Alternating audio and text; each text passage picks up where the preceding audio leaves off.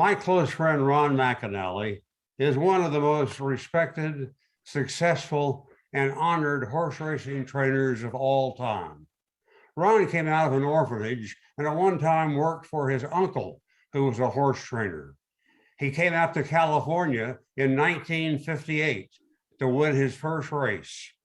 Since then, McAnally has saddled 2,600 winning horses, and they have earned $126 million.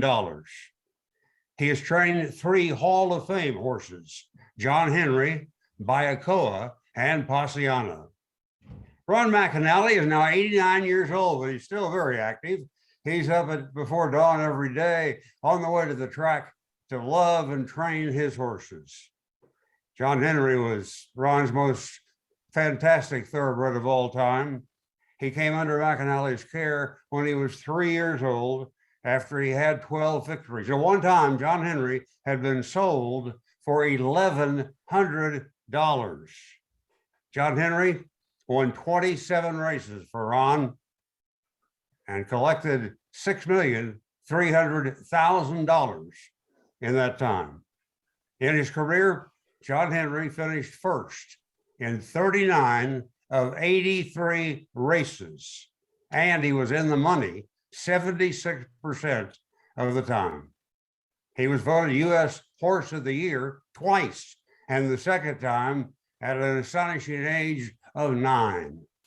Ron McAnally and John Henry were inducted into horse racing's Hall of Fame the same year, 1990.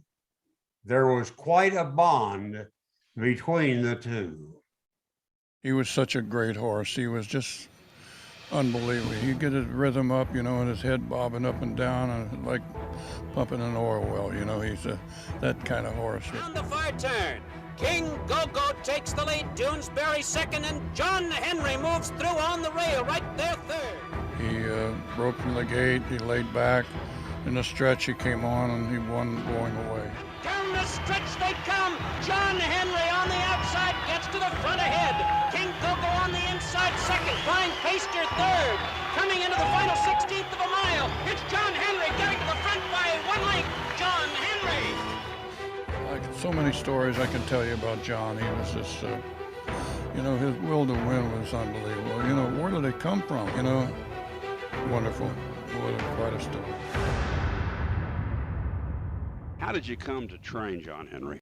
Well, it was a long time ago, Ross, about this time of year, and I got a phone call from the owner named Sam Rubin, and he said, "We nominated for a stake at Santa Anita, and we'd like you to train this horse while he's in California."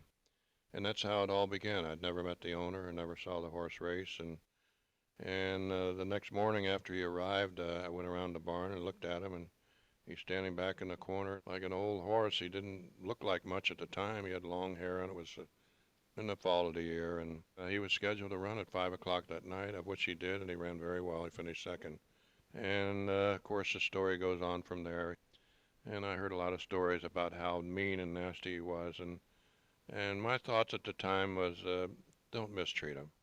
The best way to get along with a horse like this is to treat him with kindness, and I did my darndest to do what he wanted to do, and I'd feed him carrots and sugar, and then Louis Sinicola, his exercise rider, would take him to the track, and sometimes it would take him a half an hour to get to the track. He'd stand and look and look and look, and so I really think, to this day, that's really what turned the horse around, because we were kind to him, and he just reverted all of that nastiness that he had in the beginning before we got him to his competitive ability to run and beat you, and that was what he was best at. If you ran head and head with him, I don't think I've ever seen another horse beat him.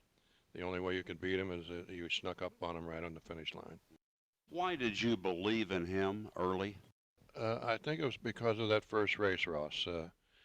He arrived at 4 o'clock that morning. He was very tired. And here he is, more or less jet-lagged, and I think, and then he ran that afternoon at 5 o'clock the same day, and I thought to myself, you got to have some quality to him.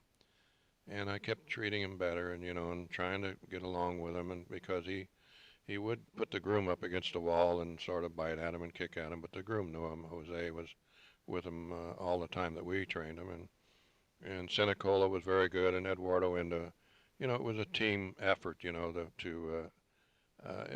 you can't do things like this by yourself, and the only thing I take credit for is maybe engineering where he would run next and what kind of races, and that part of it I will take credit for.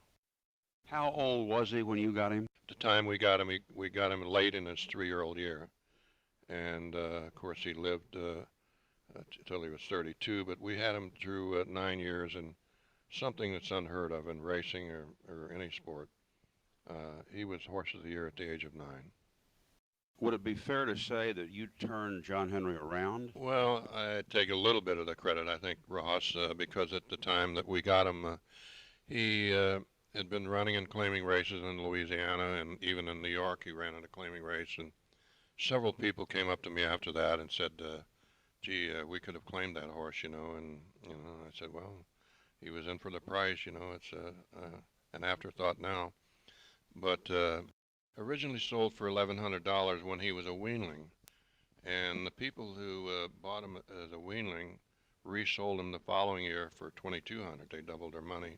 Ron, you've been quoted as saying, and I'd like you to amplify on this because I think it's wonderful, and if you would, put it in your words, but basically, I taught him to trust me. Yeah, in other words, I would go to a stall and, sometimes not only me, but other people too in the beginning, he would pin his ears and he would want to, bite you, or if you were in a stall, he'd like to kick you or put you up against the wall and pin you there. But anyway, I got to know him real well to the point where I thought to myself, I don't think he's going to do this, but he won't hurt me, because I've been too good to him, and I take a little bit of credit for him, being the horse that he was, because I tried to engineer his whole racing career the best I could and without hurting him in any way. And wasn't it ironic that you and John Henry both went into the Horse Racing Hall of Fame on the same day? Yeah, that was really quite a day, I'll never forget, because in those days, they wouldn't announce the Trainer of the Year and Hall of Fame and things like that, and they announced it.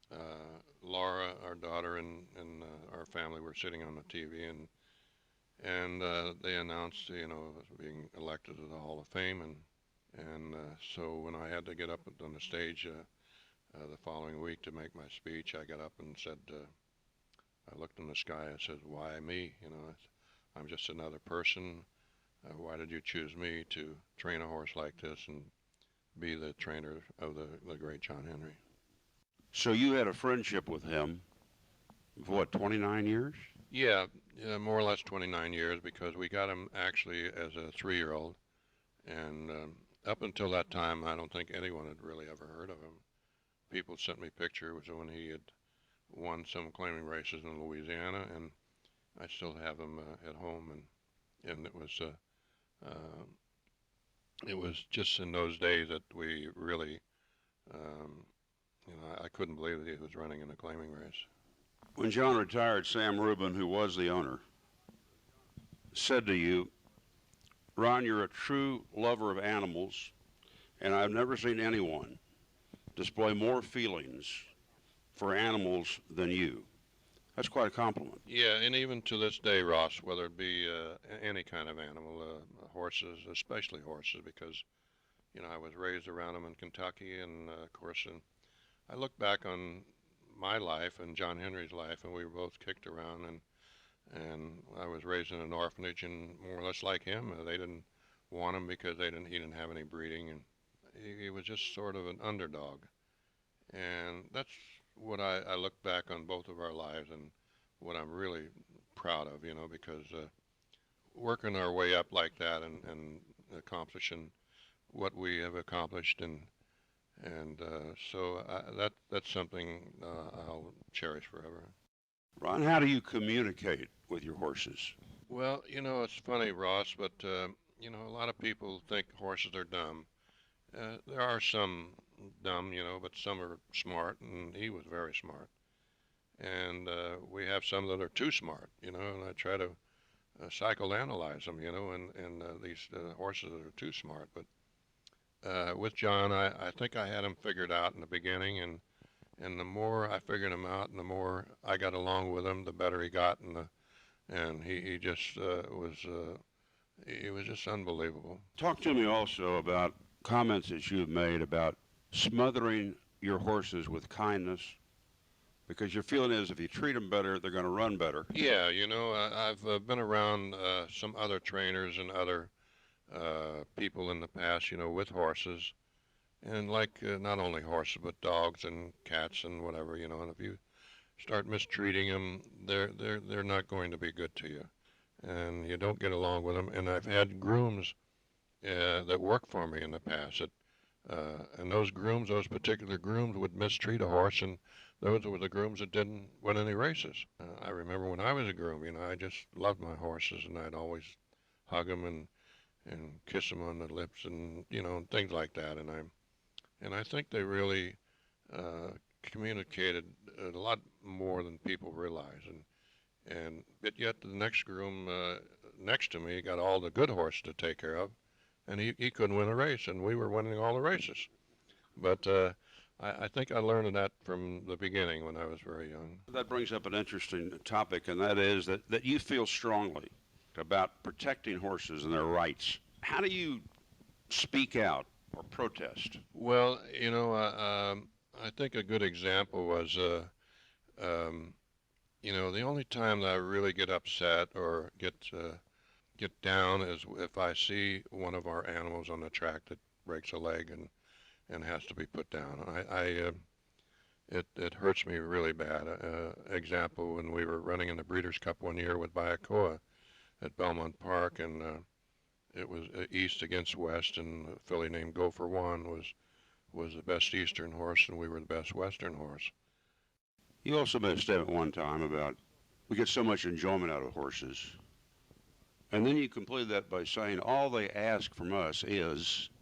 All they ask from us is kindness, and feed them and water them and take care of them. That's all they ask for. They don't talk back to you, and they don't tell you no, or like sometimes children get a little bit rambunctious, and that's what I love about the horses. They're givers, and they give their lives for our pleasure. But I know you're also very concerned these days about the traders in horse racing who do something that's not legal and get away with it. I'm very much against that, Ross. It's something that it's like all sports. But now I think that we're really getting a hand on this thing with horse racing, because they run so many tests on them, and they're doing all these things that really to clean up the sport. Because some of these trainers will do it just to start winning races, and I never felt that was a way to win. I'm totally against it. I can honestly say that John Henry never had any drugs as long as I trained him. I don't know about prior to that, but they always accused us of giving him steroids because he was a gelding and equipoise and all this other stuff. And Dr. Robbins, who was our longtime veterinarian, and he's still our veterinarian, he can honestly say he didn't know what stall he was in.